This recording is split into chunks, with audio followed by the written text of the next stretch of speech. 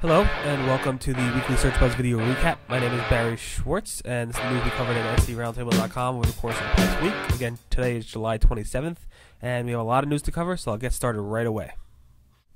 Thursday night, Matt Cutts on his blog announced a PageRank update is going to happen. So over the weekend, PageRanks of many sites have been updated. In addition, Matt actually said that sites that have penalties might expect to see their penalties reversed if they made obviously changes. He specifically said, and let me quote you,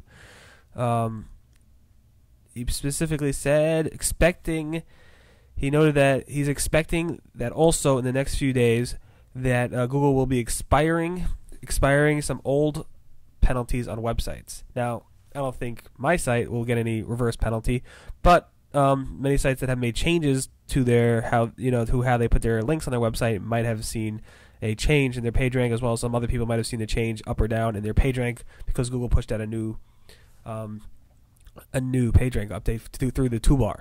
In addition, Matt basically announced this because it's been a lot of stuff going on in the industry. It's been a pretty rough week. A lot of people talking about other people, a lot of things going on that just very sad, and people picking on each other. So he figured, hey, I'll go ahead and announce this, and maybe people can start talking about Google as opposed to talking about themselves in the SEO industry. So thank you, Matt. This week on Sunday, actually, this past Sunday, a week ago, I noticed a Digital Point forum thread where it says basically if you do a search on educating, up comes obviously images at the top of the web search results at Google. And one of those images was of this kid bending over a desk with his pants down, and a teacher, giving him whippings or whatever. So obviously I don't think that's an appropriate search for a search in educating. So what I did was on Sunday I went ahead and reported that via the Google report images thing on the top.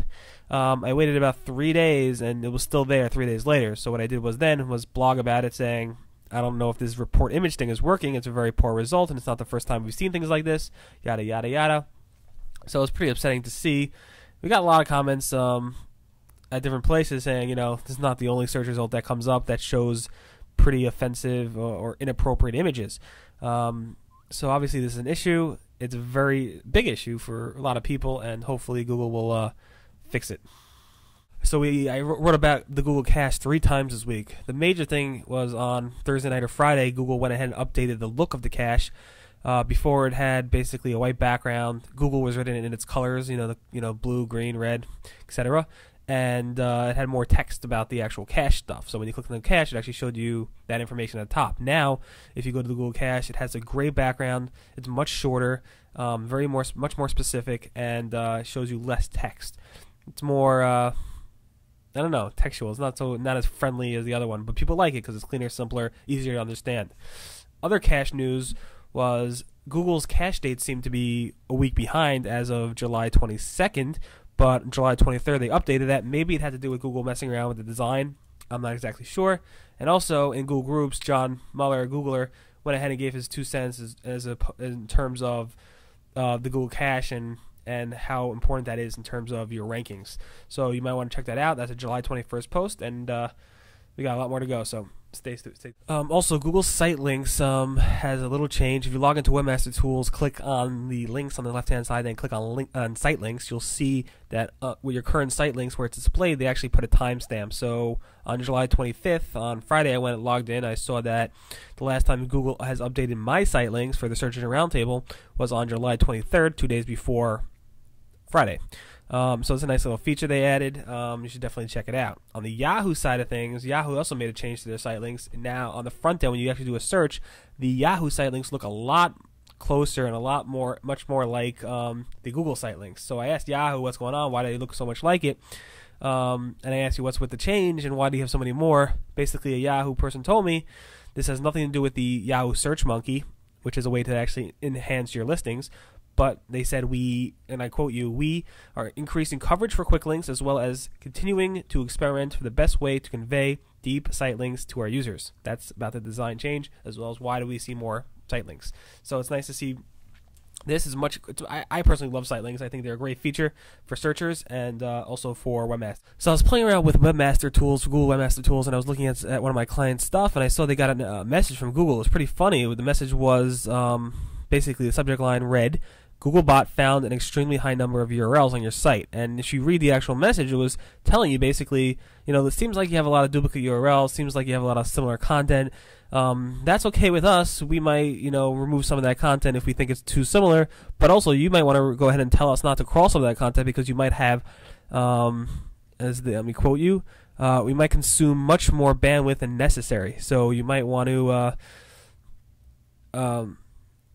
or we may be unable to index all your content. So basically, it's basically saying, if you want us to try, we'll try to get your content, but it might increase your bandwidth charges if you have that. I thought it was a very nice message, and John over at Google said it's one of their newer messages. In addition, about a month ago, Google released another type of a webmaster alert, basically telling you about high response time within your sitemap. So the subject line of that error was, some URLs in the sitemap have a high response time. The description is, some URLs listed in the sitemap have a high response time. This may indicate a problem with your server or content, or with the content of the pages, meaning Google Sitemaps is having a hard time reading or reaching your actual content that you put in your sitemap. Double check that it's the proper pages, double check your server is up and running, and everything should be fine. Webmaster Thread had a very, very interesting and fun discussion. Basically, it's on the topic of Google penalties. So basically, it's like, we know Google might forgive a site, but will they ever forget the penalty? So basically, let's say you get a penalty. Google obviously, you submit a re-inclusion request, you get back in, Google forgave you, you're doing well now. But Google, will they ever forget that? Will they ever, will it hurt you in the future? How long does it take? Basically, some people think that Google does completely forgive, where you could actually return to your previous rankings, and I've seen that happen with some sites mentioned in the forums. The question is, they have a record. Google has this record of how many times you've penalized, and is there a 3 strikes rule? And 3 strikes you're out type of rule? And I don't think so, but Google said it confirmed that. I say no, there is no 3 strikes. You're out, because obviously you have to look at the whole entire picture. Were there previous webmasters? Were there previous site owners, different content, and obviously, it just makes for a very interesting discussion. So if you're interested in checking that out, it's July 22nd over at SEOroundtable.com. Click on Archives, go to the date archives, July 22nd, and you should be able to find it. Effective September 30th, 2008, Yahoo is discontinuing their Yahoo Search Marketing Ambassador program. It's basically an affiliate type of program. They are going to allow the ambassadors to keep their logos and validations, but they're no longer going to allow new people in, and they're discontinuing officially on September 30th. So if you are an ambassador, check out the July 24th post, and you should be able to get more information from SEOroundtable.com. I gotta speed up. Basically, Google Maps has launched walking directions. I noticed it on July 22nd. They posted about it. Got a lot of good coming links. So basically, if you want to try it out, do some directions, preferably not so far, and in Google Maps, and just click on the walking right by the car link on the top left-hand corner. You'll see walking. Click on that. It's a beta. It's pretty cool. Ask.com had that beforehand. Ask.com no longer has maps. They outsource it to Microsoft, and Microsoft does not have walking directions. So Google is currently the major search engine that only has walking directions. Google launched Knoll. It's basically similar to Wikipedia, but it's not exactly. Danny has a great article at Search Engine Land. We have our own piece linking to him. In addition, a lot of people are noticing that these Knoll pages are ranking fairly well in Google already. So SEOs out there. There's no follow links, but maybe good for branding. So Google handed out these, mailed advertisers with 6 years or more being with Google a Google cookbook. The cookbook had a Google apron. It had a cookbook, obviously. It had advanced tips for AdWords, and it had a thank you letter thanking them for being part of Google and working with Google for over 6 years. Have some pictures on the July 21st page at SEOroundtable.com if you want to check it out. Also, July 23rd was Hot Dog Day, so we had a special theme up. It was pretty funny. So go ahead and check that out as well if you like. I reluctantly had to cover a topic about some people not respecting each other, the industry not respecting itself. It was fairly... I didn't really want to cover it, but I did. It all really goes back to what I think are our code of ethics that we posted back in 2005. It's really about respecting each other and making sure you think before you write anything. And if you don't want that to be written about yourself, then don't post it. I mean, there's a lot of things going on in the industry right now, and hopefully things will cool down. Just a quick note, if you want to check it out, July 22nd. I don't really talk in specifics, but the message is hopefully there. Sorry for flying through the end. I don't have much time left. Basically, this is July 27th edition of the Weekly Search Buzz Video Recap. My name is Barry Schwartz. Check out SEOroundtable.com, and thank you for listening.